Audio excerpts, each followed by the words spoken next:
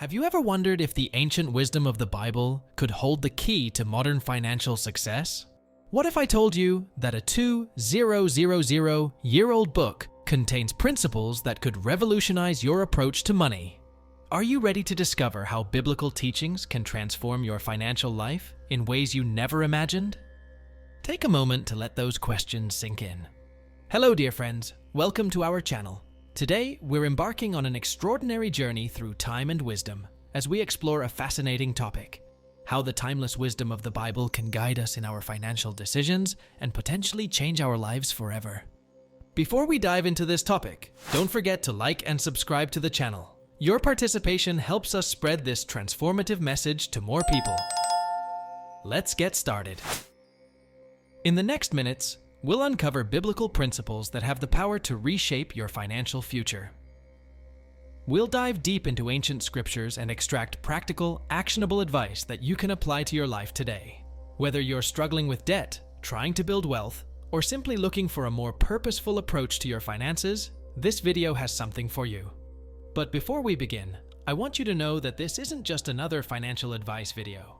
What we're about to explore goes beyond mere money management tips. We're talking about a complete paradigm shift in how you view and handle your resources. This is about aligning your financial life with timeless principles that have guided generations before us. Now you might be wondering, why should I care about what an ancient text says about my money? Well, consider this. Despite all our modern financial tools and technologies, many people still struggle with debt, overspending, and financial anxiety. Could it be that we've been missing a crucial piece of the puzzle? That's exactly what we're here to explore. As we embark on this journey together, I want you to keep an open mind. Some of the concepts we'll discuss might challenge your current beliefs about money, but I promise you this: by the end of this video, you'll have a fresh perspective on your finances and practical tools to start making positive changes right away. So, are you ready to discover the biblical secrets to financial wisdom? Let's dive in and uncover the transformative power of biblical finance principles. Our journey begins with understanding the importance of finances in the Bible. You might be surprised to learn just how much the scriptures have to say about money and wealth. In fact, did you know that the Bible contains over 2,000 verses about money and possessions? That's more than it says about faith and prayer combined. This alone should give us a clue about how crucial this topic is from a biblical perspective. Let's start with a powerful verse from Proverbs 3:9-10. It says, "Honor the Lord with your wealth, with the first fruits of all your crops. Then your barns will be filled to overflowing, and your vats will brim over with new wine." This passage introduces us to a fundamental principle of biblical finance: the idea that our wealth is not solely for our own benefit, but should be used to honor God. But what does it mean to honor the Lord with your wealth? It's about recognizing that everything we have ultimately comes from God, and using our resources in a way that aligns with His values and purposes. It's a shift from seeing our money as solely our own to viewing it as a tool for something greater. Now let's look at another intriguing verse. In Luke 16:11, Jesus says, "If then you have not been faithful in the unrighteous wealth, who will entrust to you the true riches?" This verse suggests a profound connection between how we handle our earthly wealth and our spiritual well-being. It challenges us to see our financial decisions as a reflection of our character and values. To truly appreciate these teachings, we need to understand the historical context. In biblical times, the concept of wealth was quite different from what we know today. There were no stock markets, no cryptocurrencies, no complex financial instruments. Wealth was primarily measured in terms of land, livestock, and tangible goods. In this agrarian society, the management of resources was literally a matter of life and death. A good harvest could mean prosperity for an entire community, while a poor one could lead to famine. This context gives us a new appreciation for the emphasis the Bible places on wise resource management. Moreover, in ancient Israel, the concept of community was paramount. The financial principles we find in the Bible are not just about individual prosperity, but about the well-being of the entire community. This communal aspect of biblical finance is something we'll explore more as we delve deeper into our topic. Now, you might be thinking, that's all interesting, but how does it apply to my life in the 21st century? Well, that's exactly what we're going to explore next. The beauty of biblical principles is that they transcend time and culture. The specifics of how we apply them might change, but the core wisdom remains relevant. As we move forward, we're going to unpack 3 key principles of biblical finance: stewardship, generosity, and contentment. These principles form the foundation of a biblical approach to money management, and understanding them can radically transform your financial life. Let's start with stewardship. This concept is central to biblical finance, but what exactly does it mean? In essence, stewardship is the idea that we are not owners, but managers of the resources God has entrusted to us. It's a perspective shift that can dramatically change how we view and handle our finances. Imagine for a moment that you're managing a store for someone else. You wouldn't treat the store's inventory or cash register as your own personal property, would you? You'd be careful to manage it wisely, knowing that you'll have to give an account to the owner. This is the essence of biblical stewardship. In Matthew 25, 14, 30, Jesus tells a parable about servants who are entrusted with their master's wealth. Those who invest and grow the wealth are rewarded, while the one who buries it out of fear is rebuked. This parable teaches us that God expects us to be active and wise managers of the resources He's given us. But stewardship goes beyond just managing money wisely. It's about recognizing that everything we have, our time, talents, and treasures, are gifts from God to be used for His purposes. This perspective can bring a new sense of purpose and responsibility to our financial decisions. Now, let's move on to our second principle, generosity. This might seem counterintuitive in a world that often encourages us to accumulate and hoard wealth. But the Bible consistently teaches that generosity is a key to true prosperity. In Acts 20:35, we read, "It is more blessed to give than to receive." This isn't just a nice saying, it's a principle that can revolutionize our approach to finances. When we cultivate a spirit of generosity, we free ourselves from the grip of materialism and open ourselves up to a different kind of wealth, one that can't be measured in dollars and cents. One of the most well-known expressions of biblical generosity is the practice of tithing, giving 1/10 of one's income. In Malachi 3:10, God even challenges His people to test Him in this, promising to open the floodgates of heaven for those who faithfully tithe. While the specifics of how to apply this principle today may vary, the underlying message is clear. Generosity is a pathway to blessing. But biblical generosity goes beyond just giving money to religious institutions. It's about having an open hand with all that we have, being ready to help those in need and contribute to the well-being of our communities. It's about recognizing that we are blessed to be a blessing to others. Our third principle is contentment. In a world that constantly tells us we need more to be happy, the Bible offers a radically different perspective. In 1 Timothy 6:8, we read, "But godliness with contentment is great gain. For we brought nothing into the world, and we can take nothing out of it. But if we have food and clothing, we will be content with that." This teaching challenges the very foundation of consumer culture. It suggests that true wealth isn't about having more, but about being satisfied with what we have. This doesn't mean we shouldn't strive to improve our financial situation, but it does mean that our happiness and sense of worth shouldn't be tied to our material possessions. Contentment is a powerful antidote to the stress and anxiety that often accompany financial concerns. When we learn to be content, we free ourselves from the endless cycle of wanting more and more. We can find peace and satisfaction regardless of our financial circumstances.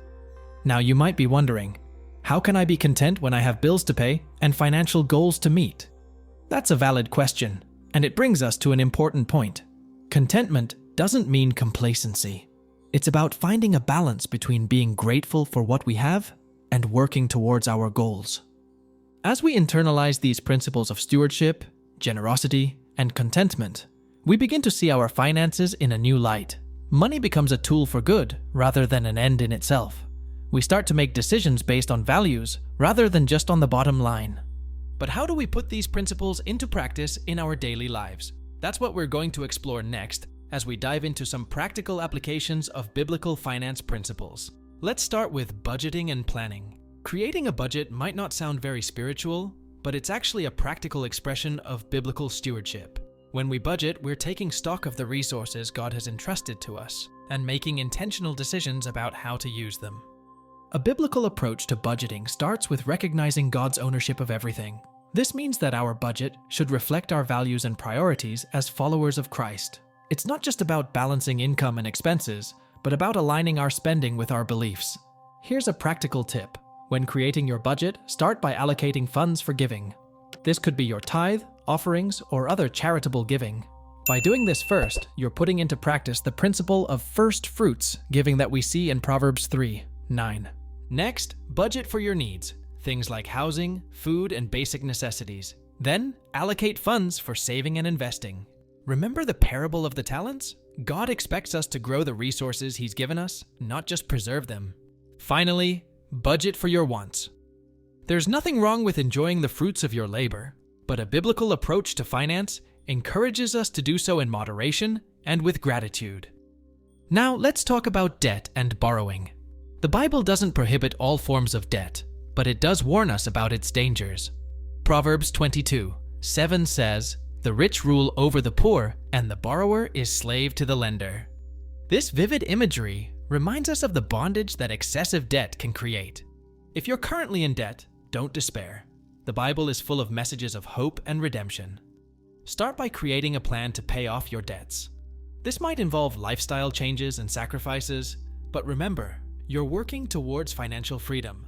For those considering taking on debt, whether for a home, education, or business, prayerfully consider whether it's necessary and whether you have a realistic plan for repayment.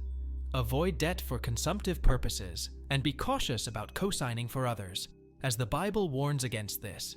Proverbs 22:26-27. Another important aspect of biblical finance is the concept of saving and investing. The Bible encourages us to plan for the future and to be diligent in our work. Proverbs 21:5 tells us, "The plans of the diligent lead to profit as surely as haste leads to poverty." Start by building an emergency fund. This aligns with the biblical principle of wisdom and preparedness. Then consider long-term savings and investments. Remember, as stewards, we're called to grow the resources entrusted to us, not just preserve them. However, a word of caution: while the Bible encourages wise investing, it also warns against the love of money and get-rich-quick schemes. Our ultimate security should be in God, not in our investments. Now, let's address a topic that's particularly relevant in our modern context: consumerism. We live in a society that constantly encourages us to buy more, upgrade faster, and supersize everything. How do we navigate this as followers of biblical financial principles? First, we need to recognize the difference between needs and wants. The Bible encourages us to be content with having our basic needs met. 1 Timothy 6:8. This doesn't mean we can never enjoy luxuries, but it does mean we should be intentional and moderate in our consumption. Practice gratitude for what you have. This can be a powerful antidote to the constant pressure to acquire more. When you're tempted to make an impulse purchase, pause and ask yourself, does this align with my values? Is this a wise use of the resources God has entrusted to me? Another challenge in our modern financial landscape is the prevalence of credit cards and easy access to credit. While these can be useful tools when used wisely, they can also lead to overspending and debt if not managed carefully. If you use credit cards, commit to paying off the balance in full each month. This allows you to enjoy the convenience and benefits of credit cards without falling into the trap of high-interest debt. Remember, the borrower is servant to the lender. Let's also talk about giving in the digital age. With online giving platforms and cryptocurrency donations becoming more common, it's easier than ever to practice generosity. However, the principles remain the same: give cheerfully, give regularly, and give in a way that honors God. Consider setting up automatic recurring donations to your church or favorite charities. This can help ensure that giving remains a priority in your budget, even when life gets busy. Now, I want to address a sensitive but important topic: financial transparency and accountability. In many marriages and families, money can be a source of conflict. The Bible encourages us to be honest and transparent in all our dealings, including our finances. If you're married, consider having regular money talks with your spouse. Review your budget together, discuss your financial goals, and make important decisions as a team. This can strengthen your marriage and ensure that you're both on the same page financially. For those who struggle with overspending or managing money, consider finding an accountability partner. This could be a trusted friend, a financial advisor, or a mentor from your church. Sometimes, having someone to check in with regularly can provide the support and encouragement we need to stay on track. As we near the end of our journey through biblical finance principles, I want to emphasize that this is not about achieving worldly wealth or success. It's about aligning our financial lives with God's purposes and finding true contentment and peace in the process. Remember, the Bible tells us that we cannot serve both God and money, Matthew 6:24. This doesn't mean that money is inherently evil, but that it shouldn't be the driving force in our lives. When we put God first and view our finances through the lens of stewardship, generosity, and contentment, we can experience a freedom and joy that no amount of wealth can provide. So, what are some practical steps you can take to start applying these principles in your life? Here are a few suggestions. Take a financial inventory. List all your assets, debts, income, and expenses. This will give you a clear picture of where you stand financially. Create a budget that reflects your values. Start with giving, then allocate funds for needs, savings, and wants. If you're in debt, create a plan to pay it off. Consider using the debt snowball method, where you pay off your smallest debts first to build momentum. Start saving, even if it's just a small amount each month. Remember, steady progress over time can lead to significant results. Look for opportunities to be generous.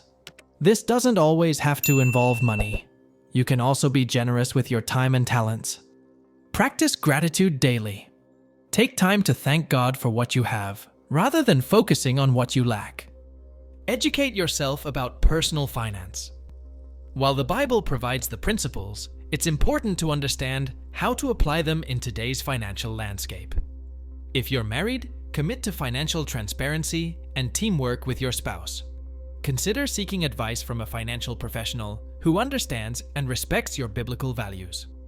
Most importantly, pray for wisdom in your financial decisions. James 1.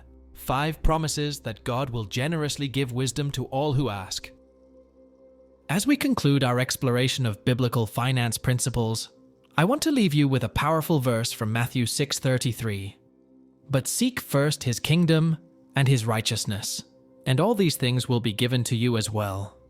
This verse reminds us that when we prioritize God's kingdom in all areas of our lives, including our finances, he promises to take care of our needs. I hope this journey through biblical finance principles has been enlightening and inspiring for you. Remember, transforming your financial life is not an overnight process. It takes time, patience, and consistent effort. But the peace and freedom that come from aligning your finances with biblical principles are well worth the effort. Now, I have a challenge for you. Take some time this week to reflect on what you've learned. Choose one principle that resonated with you and think about how you can start applying it in your life. Maybe it's creating a budget, starting a giving plan, or working on cultivating contentment. Whatever it is, take that first step. And don't forget, you're not alone on this journey. We're here to support and encourage you every step of the way. If you found this video helpful, please give it a like, subscribe to our channel, and share it with others who might benefit from these teachings. Your support helps us reach more people with this important message. In our next video, we'll be diving deeper into what the Bible specifically says about wealth. We'll explore some challenging passages and discuss how to balance the pursuit of financial success with spiritual priorities. You won't want to miss it. Before we wrap up, I want to encourage you to leave a comment below. Share your thoughts on biblical finance principles. What resonated with you? What challenges do you face in applying these principles? Your insights and questions not only help us create more relevant content, but also inspire and encourage others in our community. Remember, every financial decision you make is an opportunity to honor God and grow in your faith. As you go about your week, keep these principles in mind. Look for ways to be a good steward, practice generosity, and cultivate contentment. You might be surprised at how these small changes can transform not just your finances, but your entire perspective on life.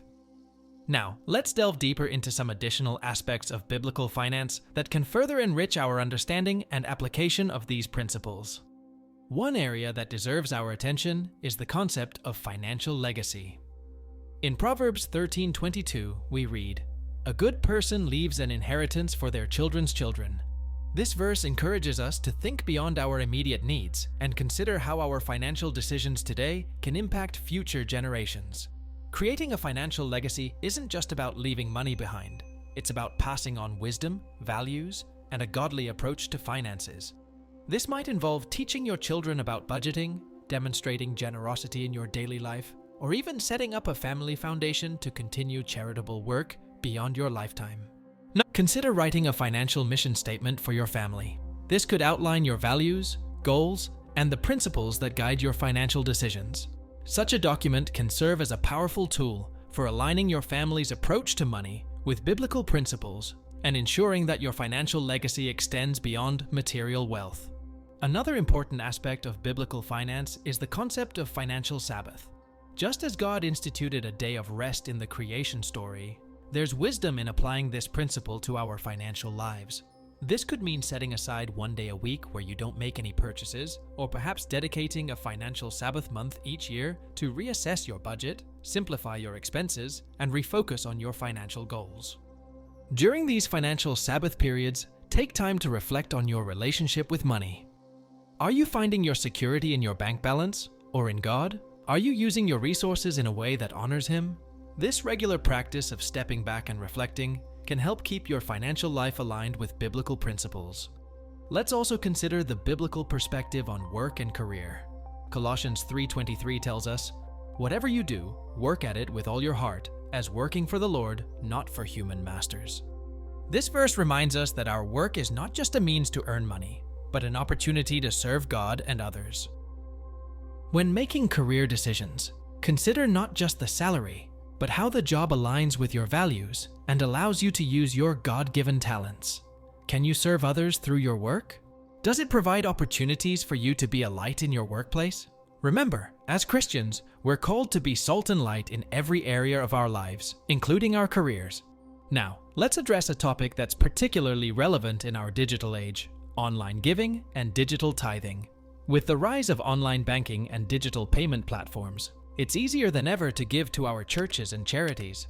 But does this align with biblical principles?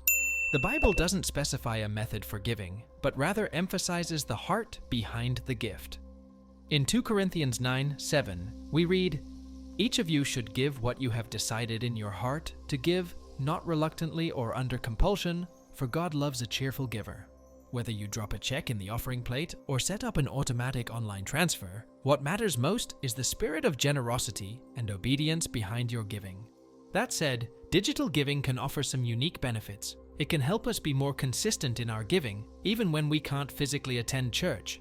It can also make it easier to track our giving for budgeting and tax purposes. Just be sure to approach digital giving with the same prayerful consideration you would any other form of giving. Let's also talk about the biblical perspective on financial planning and retirement. While the concept of retirement as we know it today isn't directly addressed in the Bible, we can glean wisdom from various passages about planning for the future. Proverbs 6:8 tells us to consider the ant, which stores up provisions in summer. This encourages us to be diligent in saving for future needs.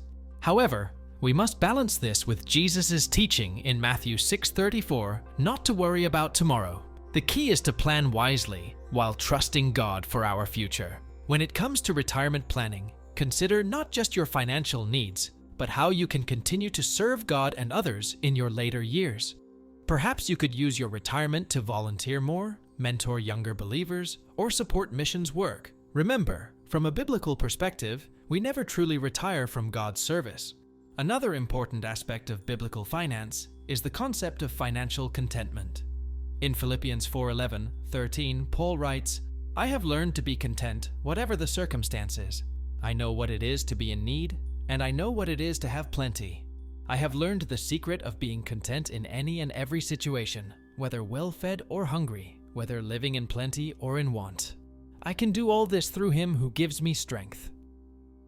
This passage reminds us that true contentment isn't based on our financial circumstances, but on our relationship with God. It's about finding joy and peace regardless of whether we have little or much. This doesn't mean we shouldn't strive to improve our financial situation, but rather that we shouldn't let our happiness and self-worth be determined by our bank balance. Practicing contentment can be challenging in our consumer-driven society, but it's a crucial aspect of biblical finance. Here are a few practical ways to cultivate financial contentment. Practice gratitude daily. Take time each day to thank God for what you have, both material and non-material blessings. Avoid comparison. Theodore Roosevelt once said, "Comparison is the thief of joy." Instead of comparing your financial situation to others, focus on your own progress and how you can be a good steward of what God has given you. Find joy in non-material things. Invest time in relationships, experiences, and serving others. These often bring more lasting happiness than material possessions. Set meaningful financial goals. Rather than chasing after more money for its own sake, set goals that align with your values and God's purposes for your life. Practice generosity. Ironically, giving can often increase our sense of contentment and abundance. Now, let's address a topic that many find challenging: tithing and giving when finances are tight. It's easy to be generous when we have plenty, but what about when we're struggling to make ends meet? First, remember that God looks at the heart behind the gift, not just the amount. The story of the widow's mite in Mark 12:41-44 illustrates this beautifully. Jesus commended the poor widow who gave 2 small coins, saying she had given more than all the others because she gave out of her poverty. If you're in a difficult financial situation, don't feel guilty if you can't give as much as you'd like. Instead, focus on giving what you can with a cheerful heart. This might mean giving of your time or talents if you can't give financially. Remember, God is more concerned with your faithfulness and trust in Him than with the dollar amount of your giving. That said, many people have testimonies of how God provided for them when they stepped out in faith to give, even when it seemed impossible. If you feel led to give despite financial hardship, do so prayerfully and trust God to meet your needs. Let's also discuss the biblical perspective on financial windfalls, unexpected large sums of money that come our way, whether through inheritance, lottery winnings, or other means. While such windfalls can be a blessing, they can also present challenges if not handled wisely. The Bible teaches us to be good stewards of all our resources, including unexpected windfalls. In the parable of the rich fool, Luke 12:16-21, Jesus warns against the danger of greed and the folly of storing up treasures for ourselves, rather than being rich toward God. If you receive a financial windfall, here are some biblical principles to consider. Pause and pray. Before making any decisions, take time to thank God and seek His wisdom on how to use this blessing. Tithe or give. Consider giving a portion of the windfall to your church or a charity. This acknowledges God as the source of all blessings and helps guard against greed. Pay off debt. If you have outstanding debts, using some of the windfall to pay them off can be a wise move. Save and invest. Set aside some of the money for future needs or invest it wisely. Plan for taxes. Make sure you understand any tax implications of your windfall and set aside money to cover these if necessary. Be cautious about lifestyle inflation. Resist the urge to immediately upgrade your lifestyle. Instead, consider how this blessing can be used for long-term financial health and to bless others. Now let's address a sensitive but important topic: financial infidelity in marriage. This refers to hiding financial information or decisions from your spouse, such as secret bank accounts, hidden debt, or undisclosed spending.